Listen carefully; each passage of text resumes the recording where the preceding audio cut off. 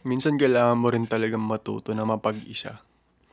And I'm gonna say na hindi mo naman totally kailangan mapag-isa para mas makilala mo yung sarili mo since pwede mo naman gawin yun through friends, through family, and through other people. And kung ano yung nag-work para sa'yo, syempre, sundin mo yun, diba? Pero I do think na ang daming tao na hindi nare-realize yung significance ng pagiging alone. Na hindi nila nare-realize yung significance ng pag-i-step away for a moment para mas makilala yung sarili nila. Ako, apaka people pleaser ko dati.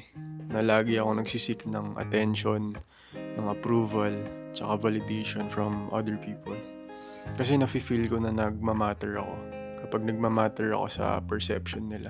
Pero na-realize ko na mali pala yun. Na hindi ko naman truly na-appreciate yung sarili ko in that way. So then natuto ako na mag-step away for a moment and mas kilalanin yung sarili ko. For me, being alone is a blessing and a curse at the same time. It's a blessing kasi ang dami mong time para sa sarili mo to work on yourself and para mas kilalanin yung sarili mo. Pero at the same time, it's a curse kasi ang hirap mapag-isa eh. Ang hirap nang wala kang kausap, ang hirap nang wala kang kasama, ang hirap nang wala kang nararamdaman na presensya from other people. Pero I do think it's more of a blessing than a curse. It's more of a blessing kasi mas marami kang time para mag-effort sa sarili mo. And doon ka rin talaga matututo kung paano mo ma-appreciate yung sarili mo in your own terms. And doon ka rin talaga matututo kung paano mo mas mahalin yung sarili mo.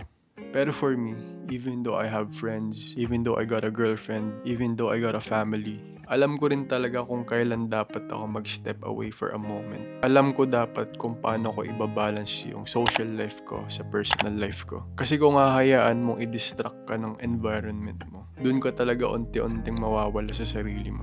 Kaya it's important to realize na dapat ikaw yung kumokontrol ng environment mo. Hindi yung environment mo yung magkokontrol sa'yo. So always have the courage to step away for a moment. No? Kilalanin mo lang muna yung sarili mo. Gawin mo lang muna yung mga gusto mong gawin. Kasi in that way, dun mo lang talaga ma-appreciate yung ikaw. Dun mo rin talaga malalaman kung paano mamahalin yung sarili mo. So anyway, yun lang naman. Gusto ko lang naman mag-share ng insight ko about this topic since I do think ang daming taong sobrang distracted from the external things to the point na nakakalimutan na nila yung sarili nila. Matuto kang magbigay ng appreciation sa sarili mo. And always remember to love yours. So, CG ulit and God bless. Peace.